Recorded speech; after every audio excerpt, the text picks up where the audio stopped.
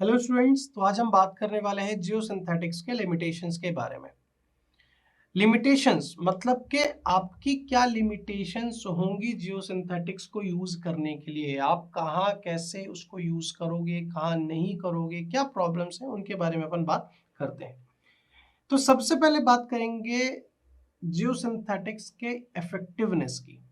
और ये इफेक्टिवनेस आपके समय के साथ साथ रिड्यूस्ड होती है ना, थोड़ा सा ड्रास्टिकली इसके अंदर रिडक्शन आता है इसके इफेक्टिवनेस के अंदर। और ये कब आएगा, ये तीन चीजों के ऊपर डिपेंड करती है। जो भी आपका जियोसिंथेटिक है, अगर उसकी इफेक्टिवनेस की बात करें तो वो रिड्यूस होती है ड्रास्टिकली।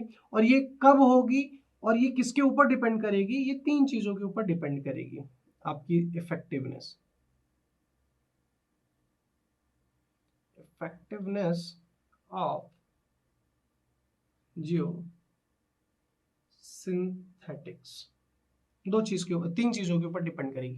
पहला, आपका सिलेक्शन,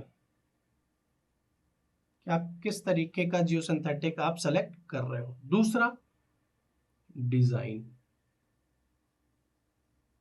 डिजाइन के ऊपर। और तीसरा तीसरा इंस्टॉलेशन।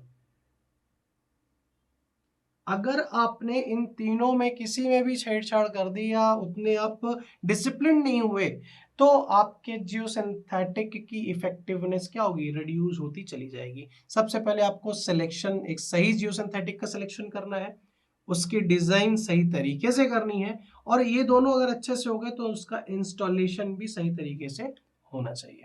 ठीक है, ये तो पहली लिमिटेशंस हो गई। दूसरी लिमिटेशन की अगर मैं बात करूं, तो बहुत सारे जो जियोसिंथेटिक होते हैं वो क्या होते हैं, सेंसिटिव होते हैं। सेंसिटिव होते हैं। अब अगर किसी में डिग्रेडेशन बहुत ही कम भी है ना, और लाइट डिग्रेडेशन की अगर आप बात कर रहे हो, और अगर आपने इंस्टॉलेशन सही नहीं किया, तो एक छोटे से डिग्रेडेशन के फॉर्म में भी अगर आप जियोसिंथेटिक के बारे में बात करोगे तो वो सेंसिटिव होएगा और वहां पे उसका फेलियर होना स्टार्ट हो जाएगा। ठीक है, तो इसको कुछ अगर एक फ्रेम में, एक सेंटेंस में बोले, तो इसको इस तरीके से ही बोल सकते हैं कि many geosynthetics are sensitive to light degradation and must be protected prior to installation.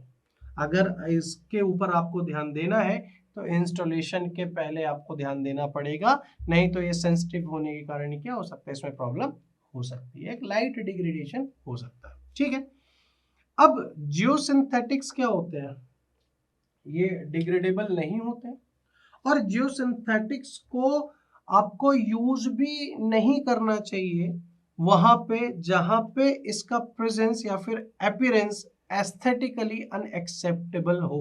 एक और लिमिटेशन है ये, यहाँ पे इसको एस्थेटिक फॉर्म में बोला गया है, अपीयरेंस बेस्ड इसके बारे में बात की गई है।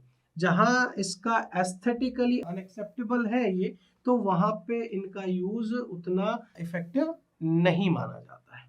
तो ये कुछ लिमिटेशन थे जिनको कि हमने डिस्कस किया। आई होप आपको समझ में आया होगा। आज के लिए इतना ही। Thank you very much.